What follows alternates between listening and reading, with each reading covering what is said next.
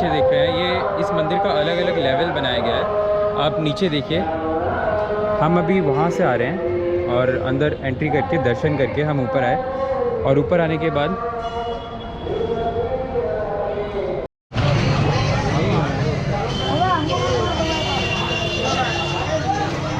ठंडे बादाम पेमेंट कर दिया, चाय का उसका दो।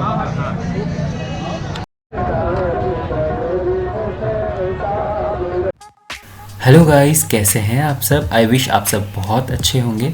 तो आज का व्लॉग होने वाला है बहुत ही स्पेशल इसलिए क्योंकि मैं आया हूँ बोटिंग करने यहाँ विश्राम घाट पे, जो मथुरा में आता है। यहाँ से बोटिंग करते हुए हम शाम को जाएंगे एक बहुत ही भव्य आरती में, जो जमुना जी की आरती होती है यहाँ विश्राम घाट पे। जमुना जी की आरती के बाद मैं आपको मिलवाऊंगा एक बहुत ही खास इंडिविजुअल से, और उसके बाद हम जाएंगे एक बहुत ही फेमस मंदिर में, जो वृंदावन का सबसे बड़े मंदिरों में से एक है। तो बिना देरी किए हुए वीडियो को स्टार्ट करते हैं।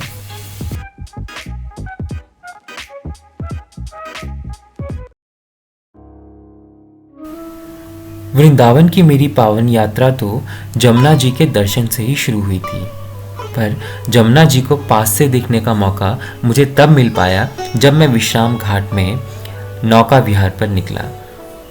तभी मैं जमुना जी को पास से देख पाया। यमुना नदी का वास्तविक स्वरूप अब पहले जैसा नहीं रहा, क्योंकि ये अब प्रदूषित हो चुकी है। राजा रानी घाट बने हुए हैं, जहाँ पे राजा और रानी आया करते थे इसको इस्तेमाल करने के लिए, और वो घाट अभी तक हैं बने हुए।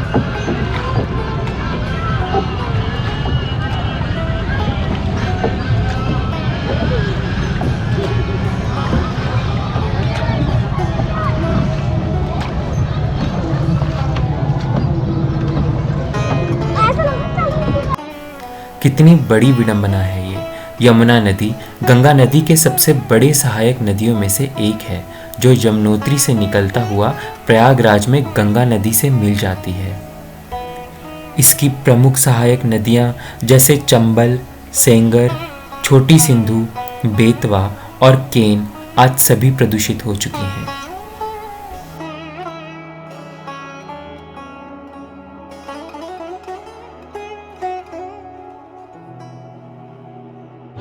अभी मेरे पीछे जो आप देख रहे हैं ये वासुदेव घाट है, और यहीं से वासुदेव जी लेके गए थे ना, श्री कृष्ण जी को बिठा के ले गए थे, यमुना क्रॉस करवाया था। ये वासुदेव घाट है।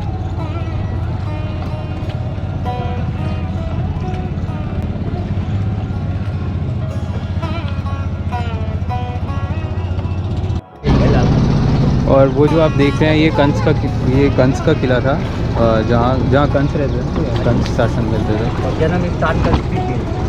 अच्छा, भगवान का जन्म हुआ था वो। अच्छा, और वो जेल यहीं पे है जहाँ श्री कृष्ण जी का जन्म हुआ था, जहाँ उन्हें कालकोठरी में उनके माता पिता को कालकोठरी में रखा था।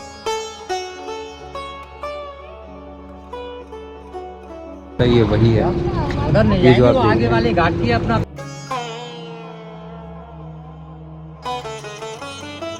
एरिया रहता है। आपको कंस का किला तक घुमाया है। आपको अभी तो विश्राम घाट जाएगी, यहाँ कंस को मार के भगवान ने विश्राम किया है।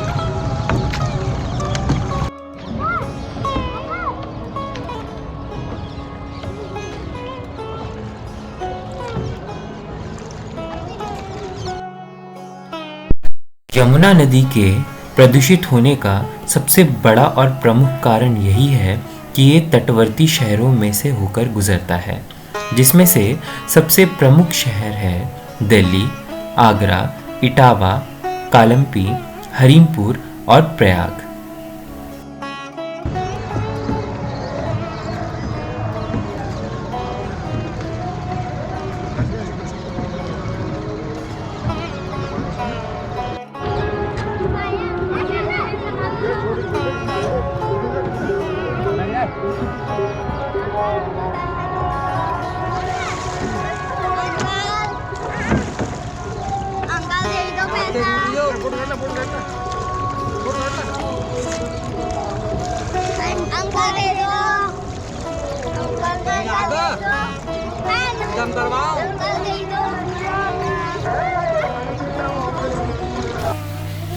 वाल्मीकि रामायण और विष्णु पुराण में यमुना नदी का विवरण प्राप्त होने के बावजूद आज इसका वास्तविक स्वरूप कुछ और है। क्या हम कभी यमुना की वास्तविक स्वरूप को वापस लेके आ पाएंगे? क्या यमुना फिर से पहले की तरह पवित्र हो पाएगी? ये सवाल हम सबको अपने आप से पूछना चाहिए, तो शायद एक दिन यमुना पहले की तरह पवित्र हो जाए।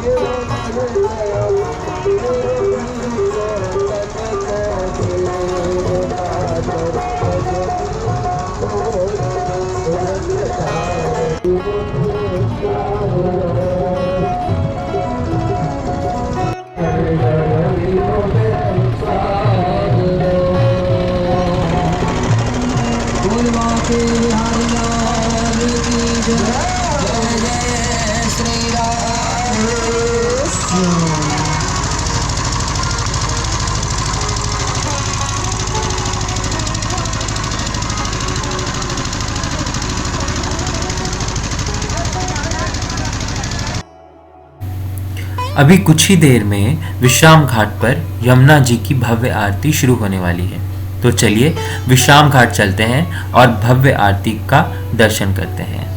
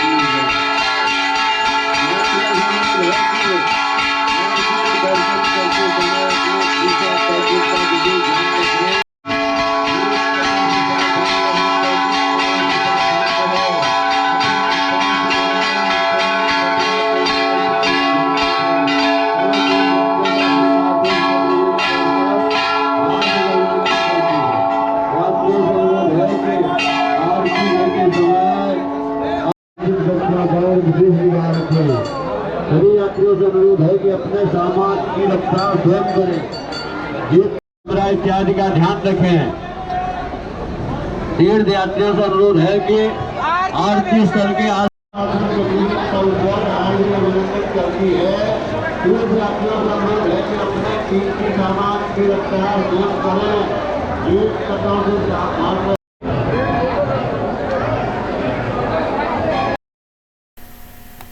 आरती के दर्शन के बाद अब आपको मिलवाते हैं बाबू भाई ठंडाई वाले से। इनकी दुकान आपको मथुरा में विश्राम घाट के बाहर ही मिल जाएगी। शाम के वक्त यहाँ पे बहुत भीड़ लगती है, और भाई हो भी क्यों ना, क्योंकि इनकी ठंडाई पीने के लिए लोग दूर दूर से इनके दुकान पहुँच जाते हैं।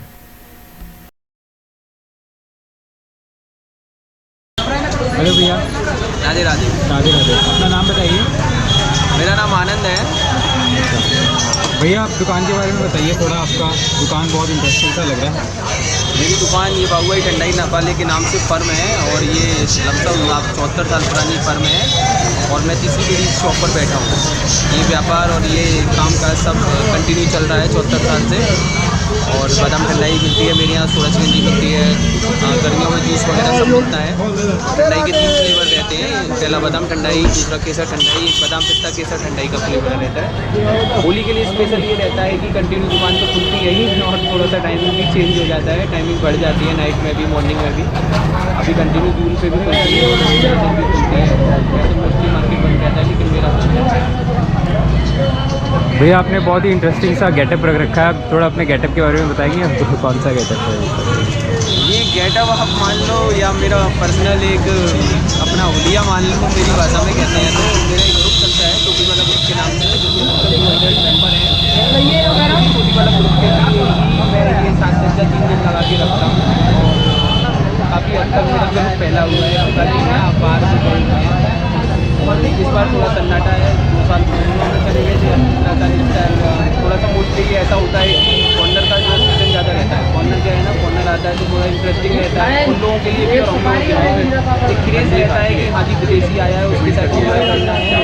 मोस्टली ये मार्केट एक ऐसा मार्केट है कि में लमसम मानो कि सब जगह होली, और या जगह होरा। तो होरा का मतलब ये है कि 40 दिन होली चलती है कंटिन्यू, और 41वें दिन होली दाऊ जी का औरंगा लेके समाप्त होती है, इसीलिए। ठीक है, चलिए भैया बहुत बहुत अच्छा लगा आपसे बात करके। आप लोग भी कभी आइएगा तो भैया के यहाँ ठंडाई आके ज़रूर ट्राई कीजिएगा।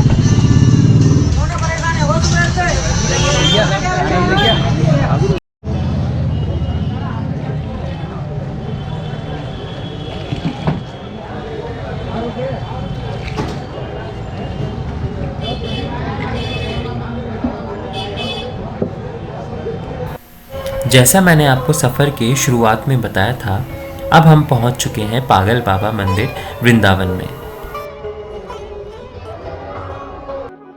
सो गाइस, अभी आप जो मेरे पीछे देख रहे हैं ये पागल बाबा मंदिर है वृंदावन में, और ये मंदिर बहुत ही ज़्यादा प्रचलित है अपने भक्तों के लिए, और अपनी मन्नतें पूरी करने के लिए यहाँ पे बहुत से भक्त आते हैं। बाकी इस मंदिर का इतिहास मैं आपको बताता हूँ। इस मंदिर के बारे में अगर मैं आपको बताऊं तो इस मंदिर का शिलान्यास पागल बाबा द्वारा किया गया था, और इस मंदिर को मॉडर्न वास्तुकला का एक महत्वपूर्ण उदाहरण भी माना जाता है। इस मंदिर में दर्शन करने के लिए हजारों भक्तों का तांता लगा ही रहता है। खास तौर पर पूर्णिमा के अवसर पर इस मंदिर में हजारों की तादाद में श्रद्धालु दर्शन करने पहुंचते हैं। ऐसा कहा जाता है कि इस दिन जो भी भक्त इस मंदिर में आता है वो खाली कभी नहीं लौटता।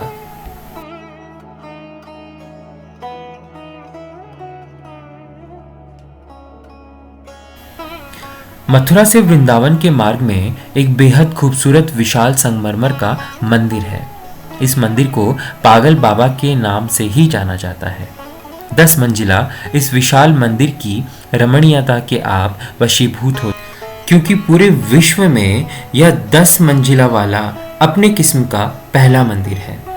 हर मंजिल पर आप भगवान के दर्शन करते हुए चढ़ते जाते हैं, और रास्ता कुछ इस तरह बनाया गया है कि सभी मंदिरों की परिक्रमा अपने आप पूरी हो जाती है।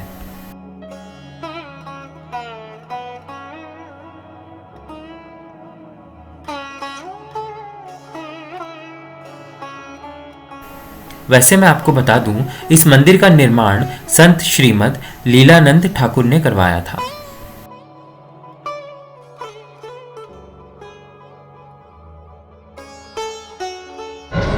मंदिर के प्रांगण से ही आपको पूरा मथुरा दिख जाएगा। देखिए ये नज़ारा मथुरा का कितना भव्य और कितना प्यारा लग रहा है। इस मंदिर का आर्किटेक्चर अपने में ही इतना ज़्यादा खूबसूरत है, और मैं सच बताऊँ तो मैंने खुद इतना अच्छा आर्किटेक्चरल ब्यूटी अपनी लाइफ में कभी नहीं देखा था। आप देखिए यहाँ से नीचे पूरा दिख जाएगा आपको। यह मंदिर किसी चमत्कारी स्थल से कम नहीं है। श्रीमद लीलानंद ठाकुर को ही पागल बाबा के नाम से जाना जाता था। आप मेरे पीछे देख रहे हैं, हम वहाँ से आ रहे हैं नीचे से, और अभी ऊपर चढ़ते चढ़ते हम लोग कितना ऊपर आ चुके हैं आप देखिए।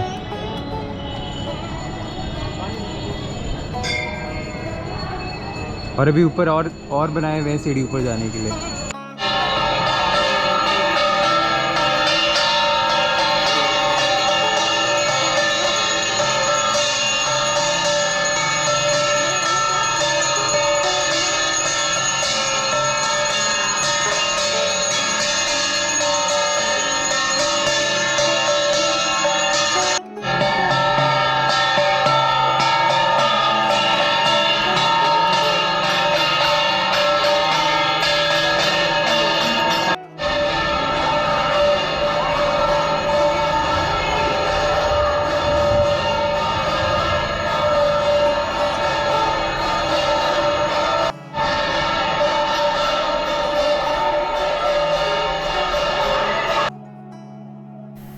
चलिए अब हमें दीजिए इजाज़त। मिलेंगे आपको नए सफ़र पे नए वीडियो के साथ। वीडियो अगर अच्छा लगा हो तो प्लीज़ लाइक, शेयर और कमेंट करना ना भूलें। तब तक के लिए अपने और अपने परिवार का ध्यान रखें।